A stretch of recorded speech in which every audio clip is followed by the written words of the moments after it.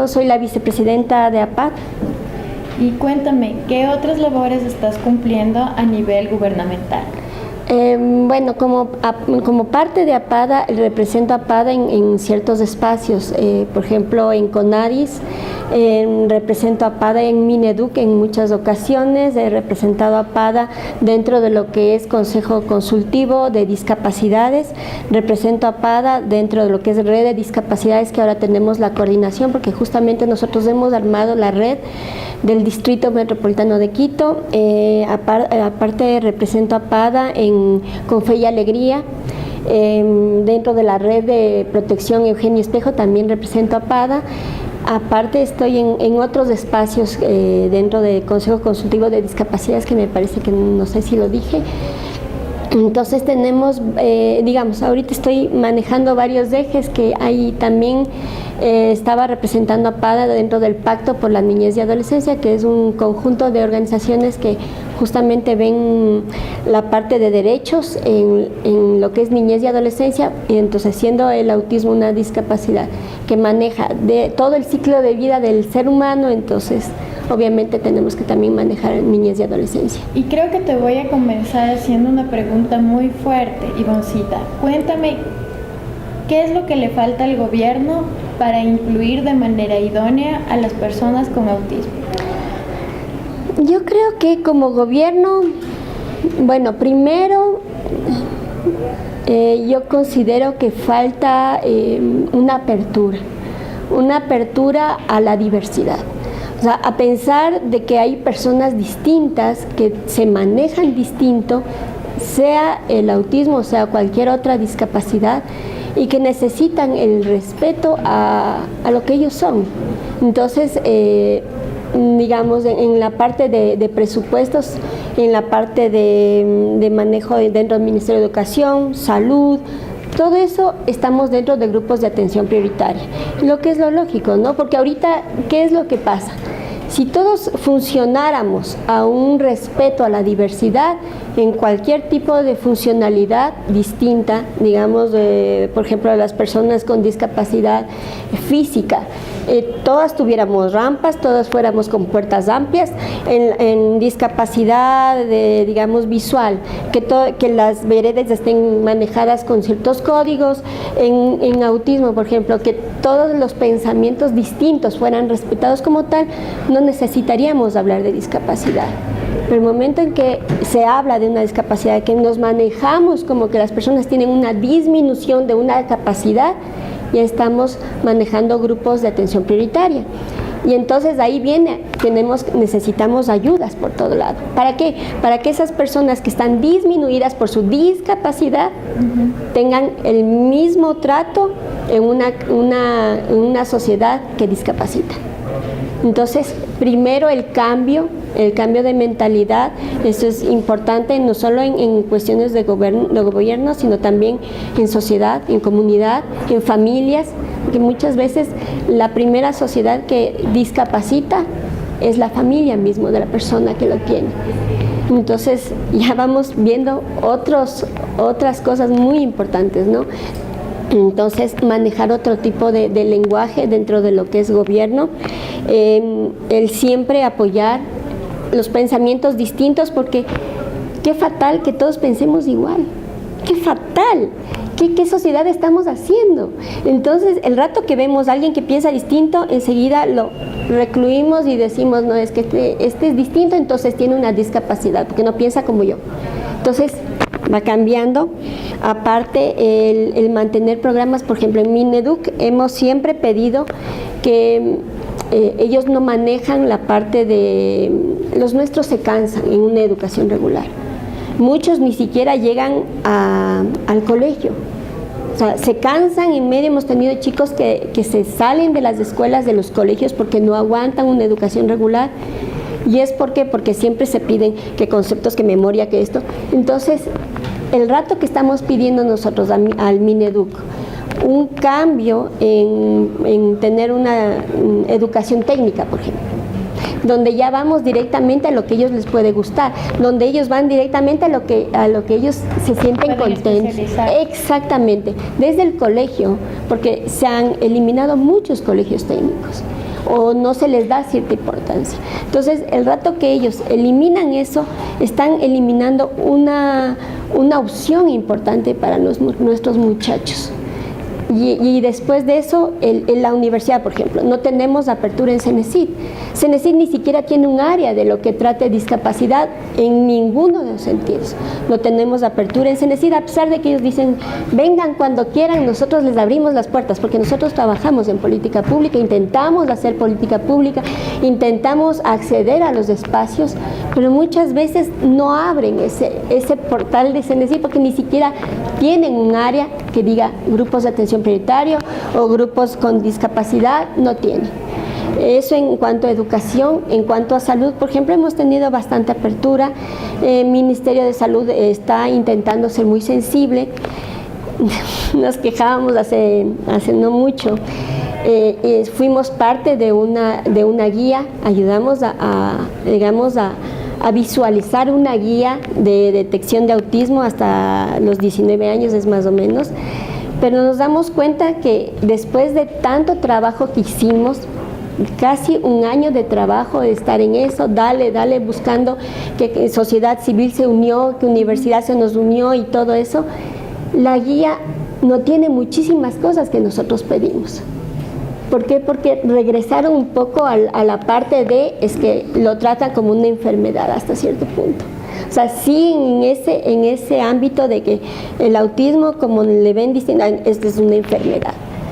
Entonces decíamos, debe ser tratado como una enfermedad siempre y cuando tenga una comorbilidad que sea una enfermedad. Pero si el autismo no es una enfermedad, es simplemente, si quieren un nombre a la discapacidad. Un trastorno del neurodesarrollo. Exactamente. Y si esto, debemos también comprender que un trastorno no es una enfermedad. Así es. Y a ver, si hablamos de enfermedad, entonces tiene cura. ¿Y cuál es la cura? O sea, ¿cuántas veces hemos tenido gente que nos habla de curas? Ivonne, y esta es una parte súper importante para recalcar a los profesionales. El autismo no tiene cura, no se cura en 10 sesiones, ni con un método, ni con neurofeedback, Así ni es. con Herbalife, ni Flortime, ni eliminando el azúcar de la comida. Ni ¿cómo es cuál era el que siempre el MMS tampoco, ni con tomates ni con yoga.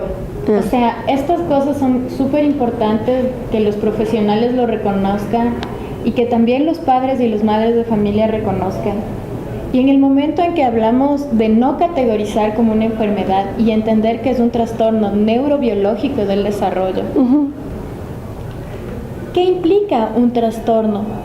¿Y qué implica convivir con él para toda tu vida? Bueno, yo creo que me disculpen. Para mí, Sebastián ha sido mi bendición. Yo sé que los primeros años fueron durísimos, porque desde el día en que nació, él me cambió la vida. El día que nació, él es mi primer hijo, tiene ahora 14, pero desde que nació él, para mí fue un cambio. ¿Por qué? Porque siempre me decían, todos los niños duermen, qué rico que duermen los primeros meses. Yo gracias, Dios mío, porque estoy tan agotada. Él no durmió desde el día que nació, no durmió nada. O sea, de 24 horas que tiene un día, él dormía 1, 2, no dormía más.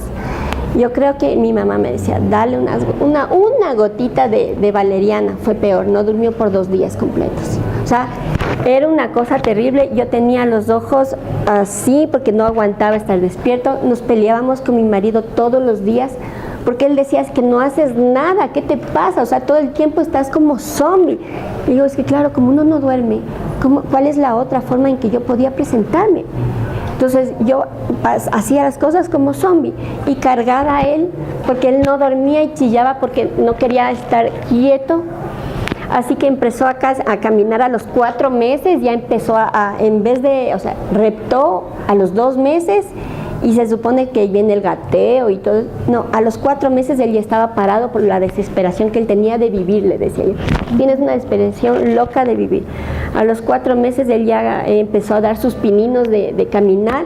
Él caminó ya a los 8 meses, él ya caminaba hacia atrás, saltaba, brincaba, subía las gradas. Y los médicos me decían, no, él no tiene nada, o sea, simplemente se está adelantando los pasos, pero de ahí él no tiene nada. Decía, pero es que no duerme. Y entonces, ¿cómo es que usted le ve como un niño regular si él no duerme? Y él me decía, no, es que cada niño es distinto, usted está exagerando, usted es primeriza. Los médicos siempre nos ningunean a las mamás, es que usted es una exagerada, en mi caso usted es primeriza, usted no sabe, yo soy el doctor. Típico que nos digan eso, yo soy el doctor, y entonces usted no sabe nada, y ya va a cambiar, usted va a ver, es que usted es la culpable, es que usted, ¿cómo le hará en la casa? Es que usted, y viene, uno está en el centro. Yo les decía a algunas mamás cuando conversábamos, les decía, o sea, tenemos que entender la química de la persona que tiene un hijo con autismo, por ejemplo, en mi caso.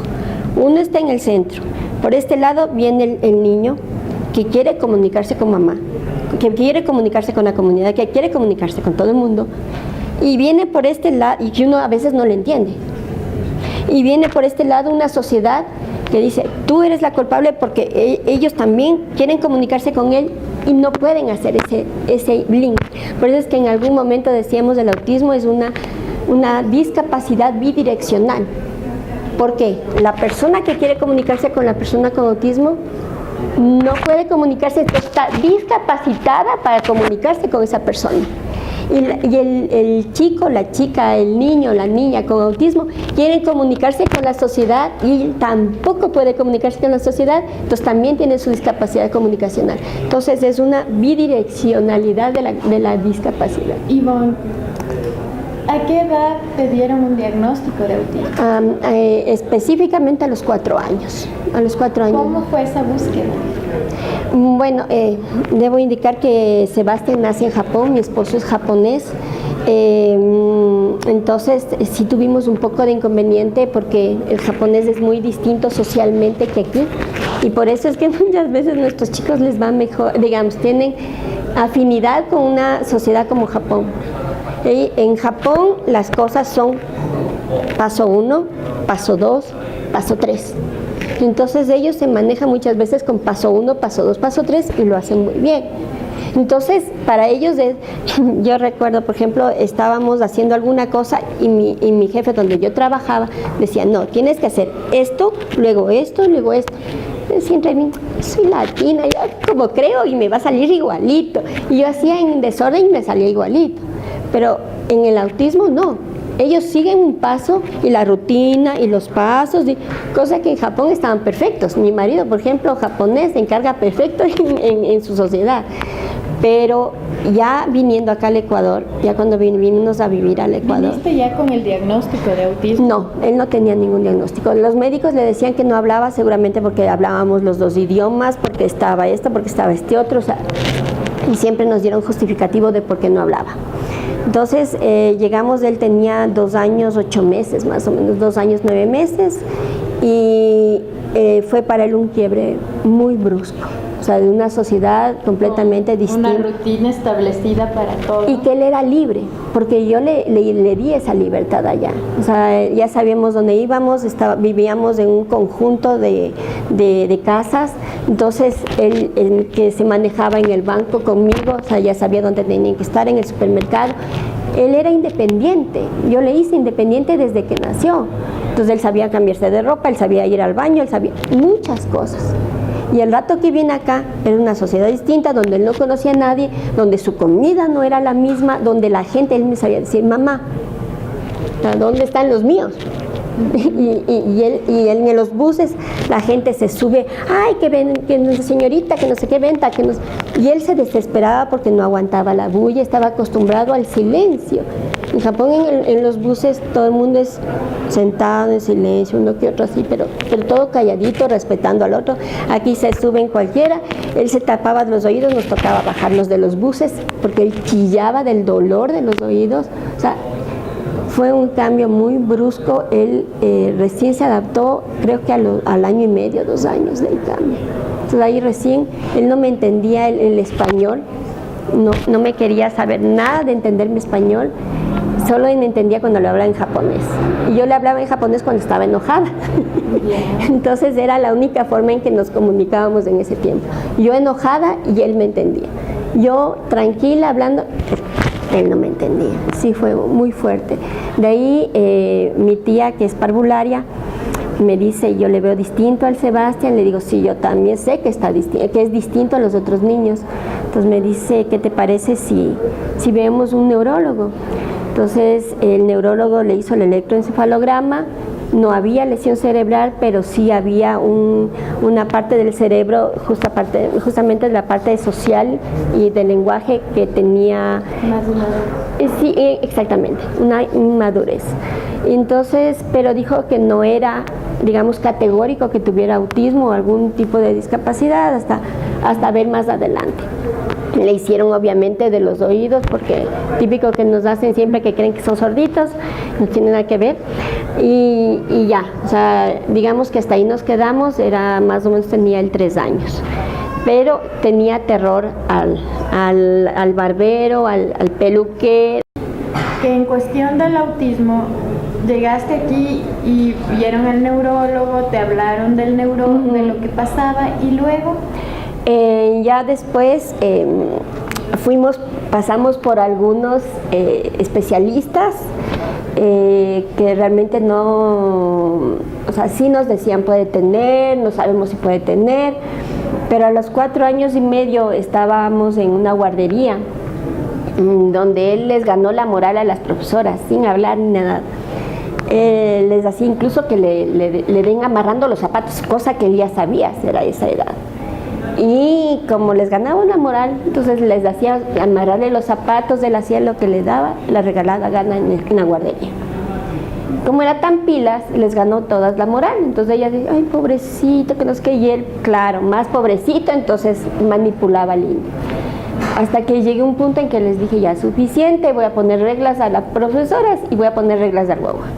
Y ahí empezamos a trabajar mejor. Y en ese tiempo nos pusieron en contacto con una profesional que en ese tiempo era la única que diagnosticaba autismo realmente, mexicana, que vivía ya aquí en el país muchos años, y ella le dictaminó, o sea, le detectó autismo. Fue una semana, casi 8 horas por día, o sea, fueron unas 40 horas en las que ella me dijo, no, tiene autismo y todo eso. Lo que sí debo indicar es que cuando ya le detectaron autismo, lo primero que hizo fue decirme, ¿no? Y esperar que yo me infartara y me diera un impacto y me pusiera a llorar.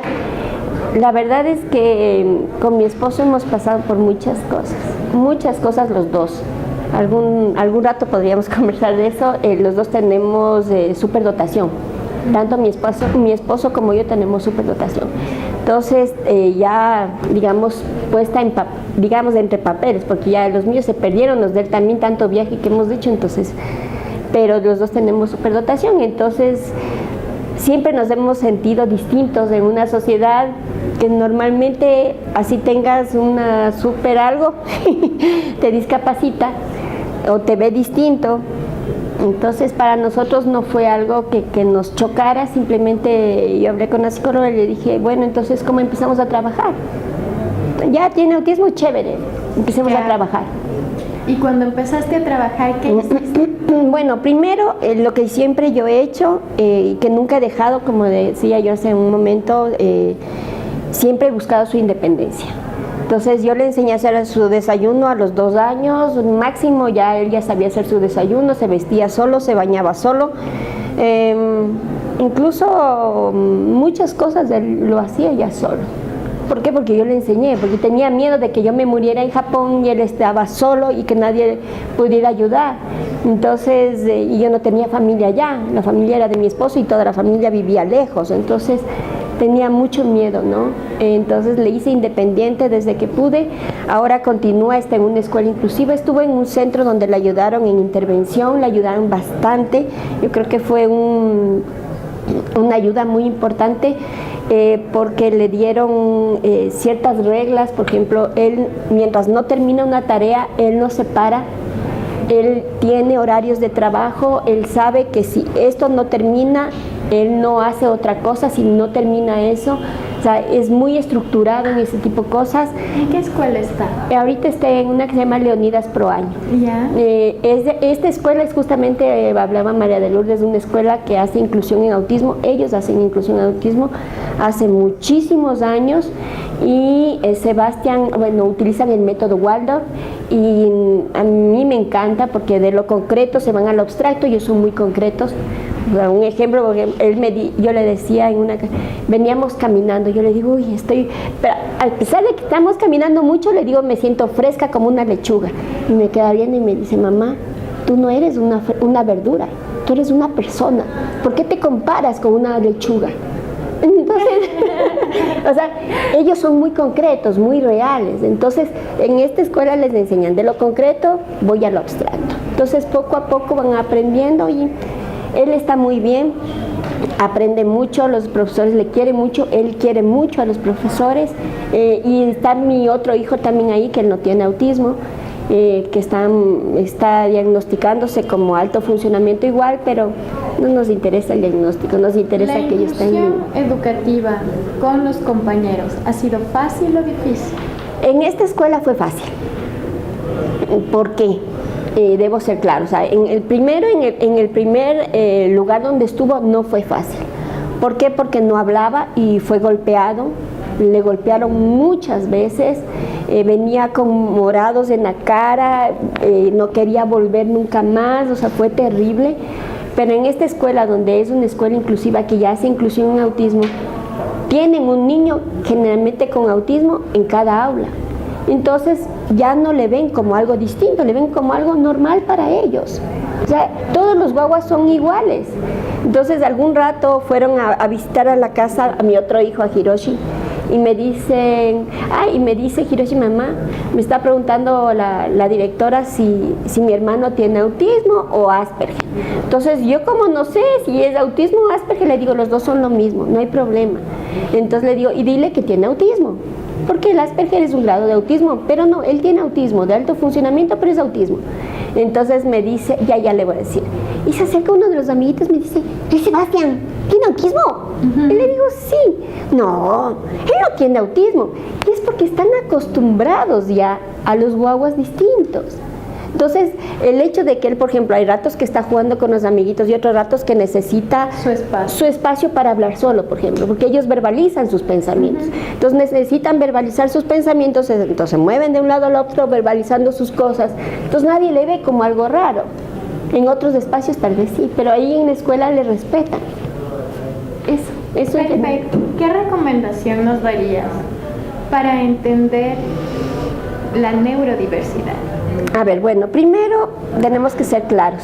Dentro de lo que es autismo, lo más importante es saber que tienen distintas formas, la parte sensorial es distinta. En todos los seres humanos vemos las cosas de distinta forma, pero en ellos, por ejemplo, hay hipo o hipersensibilidad, que es más marcada que en el resto.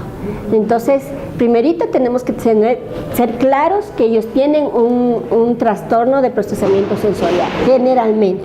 Que hay a veces son muy sensibles hasta una gota de lluvia. Así es. Y otras a los olores. Se han roto una pierna y no sienten. Así es. A los olores, a los sabores, a la vista, al tacto, no les gusta, por eso muchas veces que les toquen, o a otros que son abrazones. O sea, no podemos categorizar en todos que todos son igualitos así. No, eso por un lado. Por otro lado, lo más grave para ellos es la comunicación. ¿Por qué? Porque no es que ellos no quieran socializar, ellos pueden querer socializar, pero no saben cómo llegar a la otra persona. Y lo más importante, no saben qué respuesta van a tener de la otra persona. Por eso para ellos más fácil es tener una computadora, escribir y saber que si yo aplasto esto, me va a responder esto. Pero si yo a una persona le digo esto, no todas me van a responder igual. Entonces es como con ellos, no les gusta estar en campo minado. Y las personas somos campo minado porque no sabemos exactamente cómo me va a responder. Va a ser nuestra reacción. Exactamente. Muchísimas gracias, Ivonne, por tu hermosa experiencia como mamá, como ente gubernamental, como lucha de derechos, como inclusión a cabalidad. Esperamos contar con ustedes siempre. Un inmenso abrazo. Muchas gracias, igualmente.